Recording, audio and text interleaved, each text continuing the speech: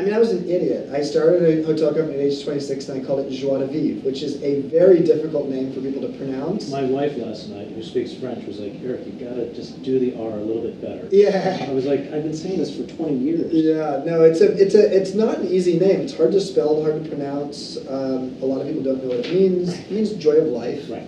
So I love the fact that our mission statement was also the name of the company. There are not many companies that can say that. Marriott, Hilton, like, you know, that's a name of a person. Kimpton, Schrager, those are names of people. So I made a conscious decision that our mission statement was right there in the name, as odd as the name was. That idea that we create joy of life is sort of infused into everything I do. Whether it's, I'm fascinated by festivals because I think the more digital we get, the more ritual we need. And being on the board of the Burning Man project, I have seen how big Burning Man has gotten, and how many, there's 200 Burning Man related events around the world today, other festivals. So I'm pretty clear that, you know, I created Fest 300 as that sort of a digital way for you to find those festivals.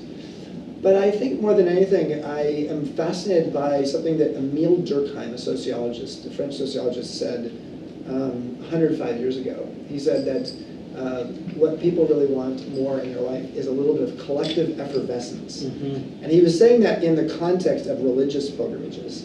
But I actually think that's really has a lot to do with why people go and experience things today in a group setting that they could try to do, you know, online. You could go to a concert and just watch it simulcast, or you could go there in person. And our emotions are contagious. You know, if I'm smiling at you, you're usually smiling back. And sneezing. Yeah, sneezing, you know, yawning. We have this contagious effect on each other, which is why we want to be in the same space when we're having an emotion together.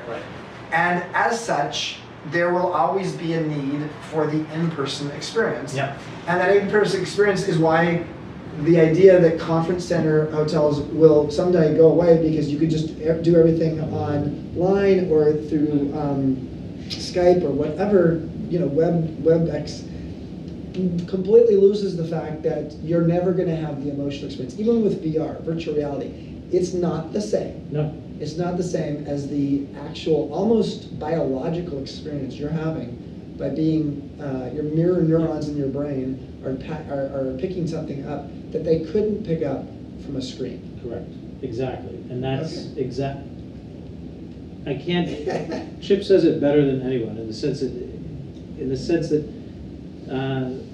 this man here that everyone will be watching online at some point has been able to always be 2 or 3 steps ahead of how we're thinking about a lot of these interconnected relationships that, at the end of the day, create the true sense of hospitality.